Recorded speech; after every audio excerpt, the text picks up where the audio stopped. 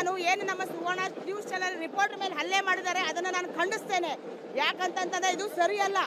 ಅದಕ್ಕಾಗಿ ನಾನು ಏನು ಹೇಳ್ತಾ ಇದ್ದೀನಿ, ಈಗಾಗಲೇ ಹೌಸ್ ಅಧಿವೇಶನದಲ್ಲಿ ಈ ಪ್ರಕರಣವನ್ನ ಮಾತನಾಡಲಿಕ್ಕೆ ಅವಕಾಶ ಕೊಡ್ತಾ ಇಲ್ಲ. ವೀರೇಂದ್ರ ಹೆಗಡೆ ಅವರು ಆಡಳಿತ ಪಕ್ಷ ನೋಡಿಲ್ಲ, ಯಾವುದೇ ಪಕ್ಷನೂ ನೋಡಿಲ್ಲ, ಯಾವ ಜಾತಿ ಧರ್ಮನೂ ನೋಡಲಿಲ್ಲ, ಯಾವ ಪಕ್ಷದಲ್ಲಿ ಆಡಳಿತ ಇದೆ ಅಂತ ನೋಡಿಲ್ಲ. ಸರ್ಕಾರದವರು ಈಗ ನೀವು ಗ್ಯಾರಂಟಿ ಕೊಟ್ಟರೆ ಅಂದ್ರೆ 30 ವರ್ಷ ಹಿಂದೆನೇ ಈ ಧರ್ಮಸ್ಥಳ ಮಂಜುನಾಥ ಶ್ರೀ ಕ್ಷೇತ್ರದವರು ಗ್ಯಾರಂಟಿಗಳನ್ನ ಕೊಟ್ಟಿರೋಂಥ ಇತಿಹಾಸ ಇದೆ. ಅದಕ್ಕಾಗಿ ಆಡಳಿತ ಮಂಡಲದವರಾಗಲಿ, ಇವತ್ತು ವಿರೋಧ ಪಕ್ಷದವರಾಗಲಿ ಆಡಳಿತದವರಾಗಲಿ ಈ ವಿಷಯನ ಗಂಭೀರವಾಗಿ ಪರಿಗಣಿಸಿ ಚರ್ಚೆ ಮಾಡಬೇಕು.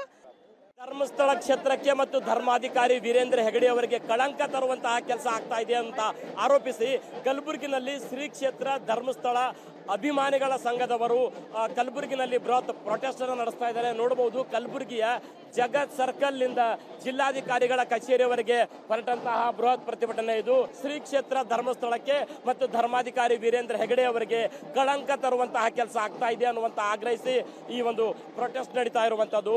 ಹಾಗಾದ್ರೆ ಕೇಳೋಣ ಏನ್ ಹೇಳ್ತಾರೆ ಅನ್ನುವಂಥದ್ದು, ಏನ್ ಪ್ರೊಟೆಸ್ಟ್, ಎದಕ್ಕಾಗಿ ಮಾಡ್ತಾರೆ ಅಂತ. ನೋಡಿ, ನಾವು ಶ್ರೀ ಕ್ಷೇತ್ರ ಧರ್ಮಸ್ಥಳ ಭಕ್ತಗಳ ಅಭಿನಂದನೆ ಏನ್ ಮಾಡ್ತಾ ಇದೀವಿ ಅಂದ್ರೆ, ಏನ್ ಈ ನಕಲಿ ಸುಳ್ಳು ಸುದ್ದಿಗಳು ನಕಲಿ ಯೂಟ್ಯೂಬರ್ ಮಾಡ್ತಾ ಇದ್ದಾರೆ. ಧರ್ಮಸ್ಥಳದಲ್ಲಿ SIT ತನಿಖೆ ಮಾಡ್ತಾ ಇದೆ. SIT ಮೇಲೆ ನಮಗೆ ವಿಶ್ವಾಸ ಇದೆ. ಏನಿದೆ ಸತ್ಯಾಸತ್ಯ ಹೊರಗೆ ಬರಲಿ. ಅದನ್ನೇ ಬಿಟ್ಟು ಸೀಲ್ಡ್ ಕವಲ್ ಇದ್ದಂತ ವಿಷಯನ ಇವ್ರಿಗೆ ಹೆಂಗ್ ಗೊತ್ತಾಗುತ್ತೆ? ಇವಾಗ ಗಿರೀಶ್ ಮಟ್ಟಣ್ಣ ಆಗಿರ್ಬೋದು, ಮತ್ತೆ ತಿಮ್ರುಡಿ ಆಗಿರ್ಬೋದು, ಮತ್ತೆ ಸಲೀಂ ಆಗಿರ್ಬೋದು, ಇವರನ್ನ ಮೊದಲು ಹಾಕ್ಬೇಕು. ಯಾಕಂದ್ರೆ ಪೂಜ್ಯರ ಬಗ್ಗೆ ಆಗಿರ್ಬೋದು, ಮತ್ತೆ ಪವಿತ್ರವಾದ ಧರ್ಮಸ್ಥಳದ ಬಗ್ಗೆ ಇವರು ಕಳಂಕ ತರಬೇಕನ್ನೋ ಹುನ್ನಾರ ಇದೆ.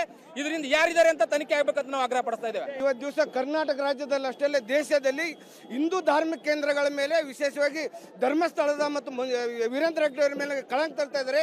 ಸುಮ್ಮನೆ ಯಾವನ ಅನಾಮಿಕನ ಮಾತು ಕೇಳಿ 4 ಮಂದಿ IAS ಆಫೀಸರ್ ಬಿಟ್ಟಂತ ಸಿದ್ದರಾಮಯ್ಯ ಸರ್ಕಾರಕ್ಕೆ ನಾಚಿಕೆ ಬರಬೇಕು. ಇವನಿಗೆ ಬುದ್ಧಿ ಆದಲ್ಲ ಗೊತ್ತಿಲ್ಲ.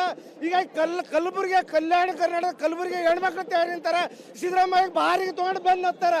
ಮುಂದೆ ಏನಾದರೂ ಸೌಜನ್ಯ ನ್ಯಾಯ ಸಿಗಲಿ. ಆದ್ರೆ ಸುಮ್ಮನೆ ಒಂದು ಹಿಂದೂ ಧಾರ್ಮಿಕ ಕ್ಷೇತ್ರಗಳಿಗೆ ನೀವು ಕಳಂಕ ತರುವುದಾದ್ರೆ ಪಾಲ್ತು ಯೂಟ್ಯೂಬರ್ ಮಾತು ಕೇಳಿ. ಯಾವುದೋ ಕೆಲಸಕ್ಕೆ ಎಲ್ಲರೂ ಯೂಟ್ಯೂಬರ್ ಚಲೋ ಇಲ್ಲಂತಲ್ಲ, ಕೆಲವು ಪಾಲ್ತು ಯೂಟ್ಯೂಬರ್ ಮಾತು ಕೇಳಿ, ಅವ್ರ ಮಾತು ಕೇಳಿ ಸರ್ಕಾರ ಅವ್ರ ಮಾತು ಕೇಳಿ ತನಿಖೆ ಮಾಡ್ತಾರೆ. ಇವ್ರಿಗೆ ನಾಚಿಕಿಲ್ಲ.